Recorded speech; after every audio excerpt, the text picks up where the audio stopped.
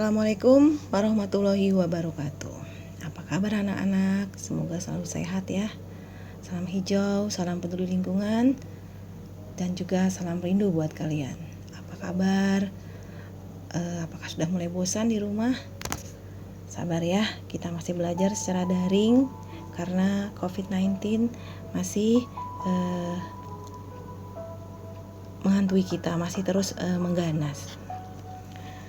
Kali ini, materi PLH kali ini kita akan belajar tentang bencana alam di Kabupaten Karawang.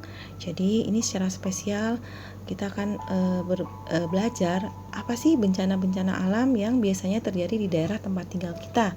Nah, karena tempat tinggal kita adalah Kabupaten Karawang, maka kita akan secara spesial belajar bencana apa atau kejadian apa yang sering terjadi di Kabupaten Karawang.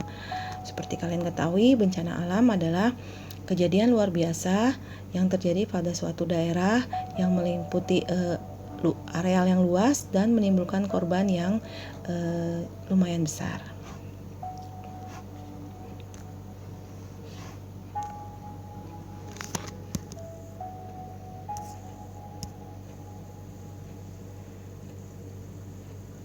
Nah, sebelumnya kita belajar geografi dulu ya, tipografi Kabupaten Karawang. Karawang adalah salah satu kabupaten di Provinsi Jawa Barat yang topografinya sebagian besar adalah dataran rendah dan hanya sebagian kecil saja dataran tinggi. Kalian sudah tahu ya, sebagian besar kecamatan di Kabupaten Karawang itu dataran rendah. Kita kebanyakan tinggal di Teluk Jambe Timur. Bagaimana Teluk Jambe Timur? Dataran rendah atau dataran tinggi? Pasti kalian sudah bisa menebak. Teluk Jambe Timur adalah dataran rendah.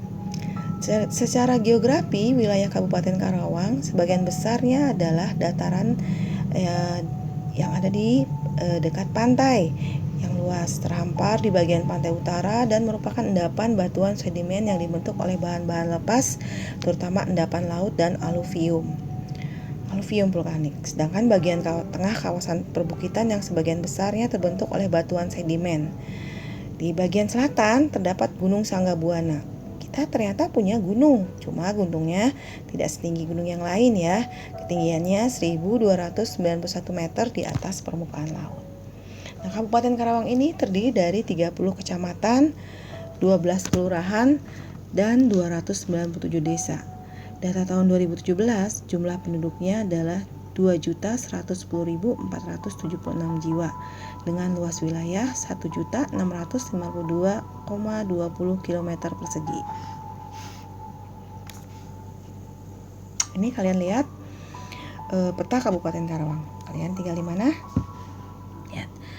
Jadi Karawang itu kalau kita lihat daerahnya berdasarkan peta, sebelah utaranya dibatasi oleh Laut Jawa.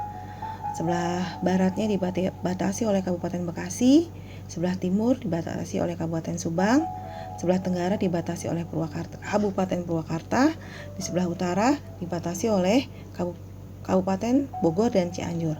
Dengan melihat peta ini, kalian bisa tahu sebenarnya potensi bencana alam yang mengincar atau menghantui kecamatan tertentu di Kabupaten Karawang. Seperti misalnya kalau longsor berarti daerah perbukitan tuh, daerah yang agak tinggi. Daerah agak tinggi biasanya dekat dengan Purwakarta, Cianjur, Bogor ya. Berarti pangkalan ya.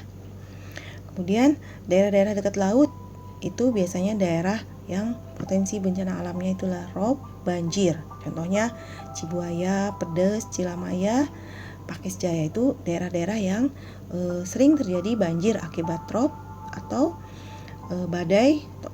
Itu biasanya terjadi di daerah-daerah itu.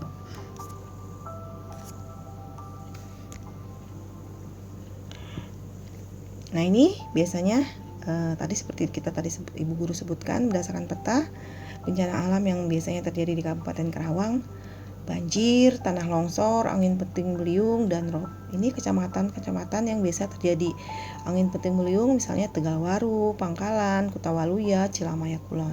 Sedangkan longsor potensinya ada di Kecamatan Tegalwaru, Pangkalan, dan Ciampel. Banjir rob biasanya terjadi di Kecamatan Cilamaya. Dan banjir, kalian perhatikan, ini hampir sebagian besar kecamatan di Kabupaten Karawang. Potensi bencana alam yang sering dan masih terus menghantui adalah banjir. Lihat, Adakah daerah kalian di sini? Pasti ada ya. Kita rata-rata tinggal di Teluk Jambe Timur dan Kecamatan Karawang Barat.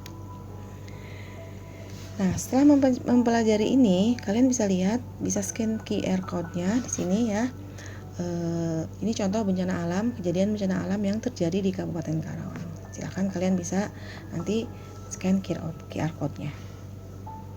Setelah melihat itu semua, maka coba kalian cari informasi tentang daerah di Karawang yang sering mengalami banjir, kekeringan, dan polusi udara.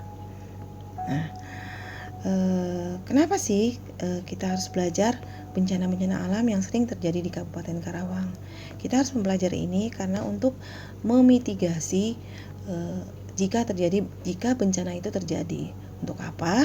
Untuk mengurangi korban, baik jiwa dan harta. Nah, di pertemuan selanjutnya kita akan mempelajari apa dan bagaimana mitigasi bencana alam di Kabupaten Karawang.